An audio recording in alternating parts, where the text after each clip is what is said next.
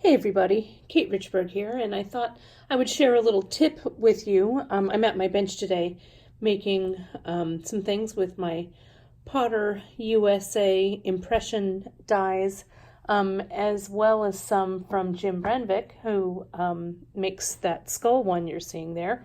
That drop one that's down here is this one here from Potter USA.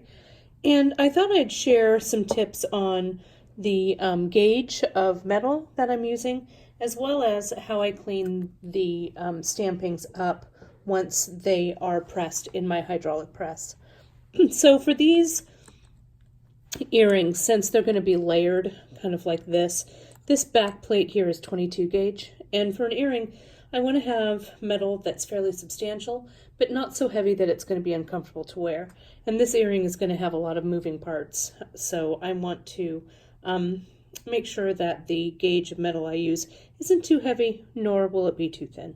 So 22 gauge here for the back plate and for what's going to eventually be the earring top over here, these conchos that I've already done, also with the die made by Jim. Here, these dangles, these guys are also 22 gauge. They need to kind of stand on their own, so anything like that I've done with 22. But these guys over here, the skulls and these flowers, these are done with a super thin metal. They're actually done with 28 gauge. And you can see I've got my 22 gauge here, but I've got my 28 gauge here. And can you see how thin that is? It makes a really detailed impression. I'll show you this, and then I'll turn it over on the back. You can see still where I have the blue painter's tape, where I taped it down to the die so it wouldn't move when I was pressing it with my hydraulic press. I'll take that out later before I do any more soldering to this piece. But you can see here also with this flower one from the impression die, again, more blue tape on the back. But it really, that 28 gauge takes a really nice impression. Since it's been pressed, it's not too malleable, and it's going to be placed on this back plate anyway and have the support that way as well. So thin little layers like this will work just fine for stacking. So sometimes it's a little difficult to, at least for me, to file such thin gauge metal, this 28. So I do my cleanup first with a pair of shears. I've got some bench shears right here, and then I'll use my Dremel. So what I do here is I just have these Joyce Chen scissors that I really like as shears. And if you'll notice, to give myself kind of a guideline, I have outlined this piece using permanent marker right here. Okay, then I just take the shear and I kind of hold it at an angle, and I come in and I just free my design from the metal, and I'll keep turning it around and just slow little steps here. And sometimes, see how I'm keeping my shear straight and I'm turning my piece? See that? That, I think, really helps to have me maintain control over what I'm cutting. Especially, you know, this metal is kind of thin, so it's easy to take a misstep and kind of nick the side. So that's what I do here, just very carefully with the shear. Then once I've kind of taken the basic impression out of the metal, I'll go ahead, and I was working on this one earlier, the skull. You can see I've taken a lot of this away, but I still have some room here. I want to grind this piece of silver down to where that permanent mark is.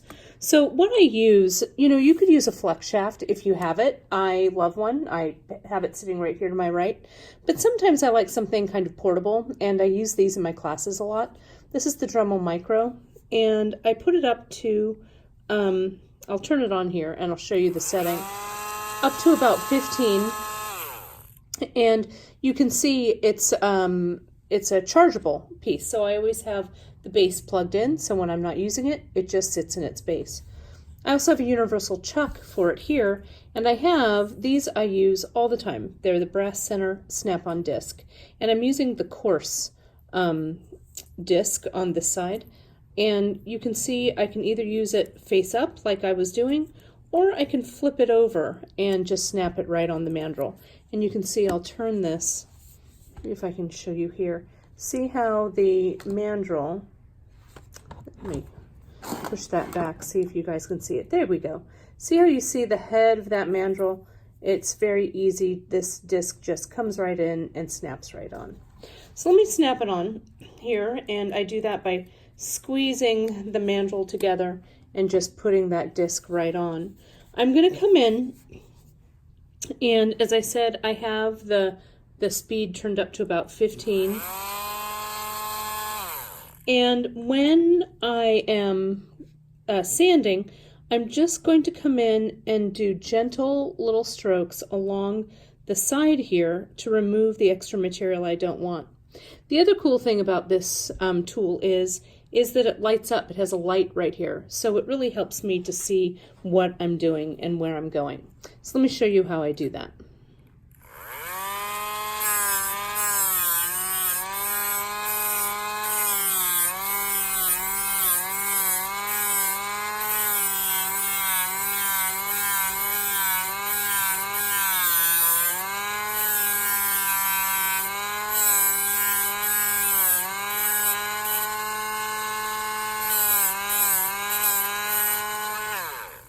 And I'll just continue in that manner all the way around the skull, detailing so that my image has a nice clean edge all the way around it.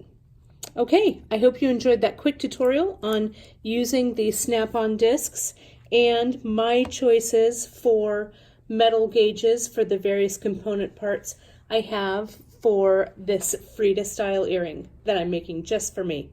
Thanks so much, you guys, and we'll see you around the metal studio.